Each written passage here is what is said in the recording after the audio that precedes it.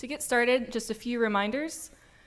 First priority is there is absolutely no pre-written resolutions allowed. If you do, you could get kicked out of the conference, and nobody wants to do that. If you also suspect that you see anybody else with pre-written resolutions, please bring that up to your dais so they can take care of that. Also, make sure to use your research and member state position to develop and defend your proposals for the writing process. So don't copy anybody else's research. It's all about the time that you put into preparing for this conference. And regardless if you're the primary author or sponsor or not, you can still have significant influence throughout the substantive contribution. So again, if you are not the main sponsor or author, you can still contribute wonderful ideas to make it a more wholesome resolution.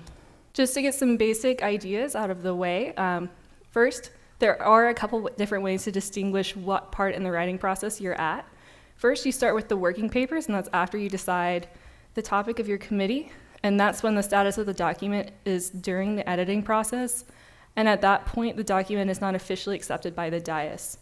Your committee should go through 2 rounds of edits before the dais accepts it as a draft resolution, which is when it's been officially accepted and will be considered in voting procedures.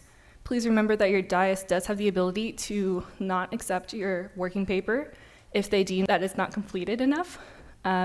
And then once the body votes on your draft resolution, it becomes a resolution once it's passed. So while you're working on your working papers throughout the conference, there are 4 main components that you need to make sure you have. First is the heading, second is the subject, third is preambulatory clauses, and fourth is the operative clauses. And just so you can see how that looks, your heading should list your committee name, your topic that you are writing the paper on, and then an alphabetized list of sponsors and signatories. That's really important. Use the exact topic wording that you have in your background guide that you are debating. So again, you can see here the committee is General Assembly Plenary, the subject ensuring global food security, and you can list all the member states out here. And whenever you're working on your working papers, after your first draft, your dais will give you a code that you can use to reference your working paper throughout the process. Third, there's an example of the preambulatory clauses. We do have some really detailed information about how to format these and ideas for the beginning statements in your DIRGs. So again, these are just going to be those very vague, referencing previous UN action statements at the beginning of your working paper. So keeping in mind the UN Millennium Project, or that's when you would reference a sustainable development goal, anything like that that is relevant to what you're working on. And then the fourth part of your working paper should have those operative clauses, so that's what you're actually doing in your resolutions. So if you're creating a new program, if you're improving upon a previous program, that's where you're really going to flesh out those details. With these, you can have subclauses. You cannot have subclauses in your preamps, but you can also have sub-subclauses in your operatives, so that's when you would have the 2 I's underneath the subclauses. So if you really need to go into more detail with your programs, that's a good opportunity to do that. And then keep in mind the actual wording of the clauses at the beginning of each clause is in italics. So I know I mentioned preambulatory clauses, but let's jump a little more into what they are. Preambulatory clauses are used to justify the action taken by the committee, and it also gives historical background. So that's where you would reference the UN Charter, international treaties, and past resolutions, like I mentioned previously. It explains the reasoning, the basis, and the history for the action recommended by the operative clauses. So think about it as setting it up to jump into your operative clause. Like, what do you need to talk about before you discuss your new ideas? Like, it's really the why of you're doing this paper. So next, what's an operative clause? This is where you actually propose action on behalf of the committee.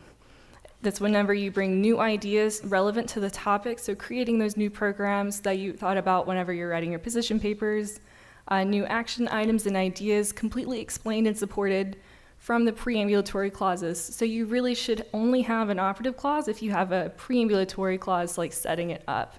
A lot of people like to make those equal, so if you have 4 preamps, you should have 4 operative clauses. That's usually a good rule of thumb, but in general, these operative clauses explain how you're going to accomplish this topic. And you want to be as detailed as possible. You don't want to just say, oh yeah, we'll have funding from China. You need to actually dive into more details. And your dais will be really helpful in helping you develop those ideas as you go along. And just like the preambles, you need to italicize the verb at the beginning of the sentence. The difference with operatives is that they're followed by a semicolon. And then the final operative will conclude with a period. You should only have one period in this entire working paper and resolution, and that's at the very end. And as you're writing it and thinking about that flow, it should read as one long sentence. So a good example of that would be calls upon delegates to continue their experience at the SRMUN Charlotte conference in April. So it's an action verb instead of just recognizing or drawing attention to something. And once your working papers are accepted as draft resolutions before you jump into voting, you can do amendments and modifications. Between the time the document's accepted by the dais and voting procedures, that is suggested to be presented via the amendment or modification, which you have to go through with your dais. An amendment changes to the draft resolution that are not unanimously agreed upon by the sponsors of the document. So these can be known as unfriendly amendments. So if you want to change something but it's not your working paper and you aren't a sponsor of it, you can propose an amendment, and that can be considered in the voting procedure as you're considering this draft resolution. And then a modification is also known as a friendly amendment, and it is the changes to a draft resolution that are unanimously agreed upon by the sponsors of the document, and it's automatically added. So that's if they forgot a word or a comma, something as simple as that, or if they all agree that they want to add an entirely new clause, that's something you can do. Last reminders, make sure whenever you're using the laptop or a USB in committee, it's really beneficial to use. If you don't have a laptop, you can also use the computers and conference services, but please be aware that those are primarily for light research and printing, and you should not be on there for the entirety of the conference to clear them up for the other delegates. Never use your laptop during a formal session.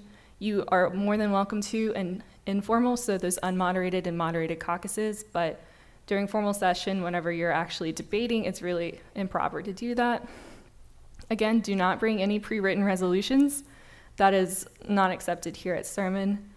And also, when submitting the first draft of the working paper, make sure it's in the proper format. Your dais should have the template, if it's not on the website or the computer, in the conference services rooms. So just make sure it's in the template. Some daises won't even accept it whenever you try to submit it without the template.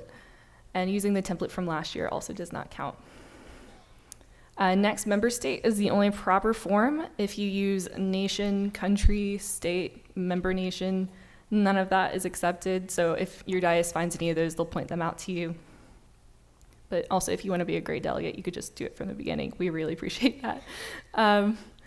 And then subclauses, if there's an A, there must be a B. So kind of like I was mentioning earlier, whenever you have those subclauses, don't just have one subclause to the one operative. That's whenever you want to have multiple subclauses, and just really dive into that detail. If you guys are creating those new programs, there's a lot you have to hash out. So it's a really good space to do that.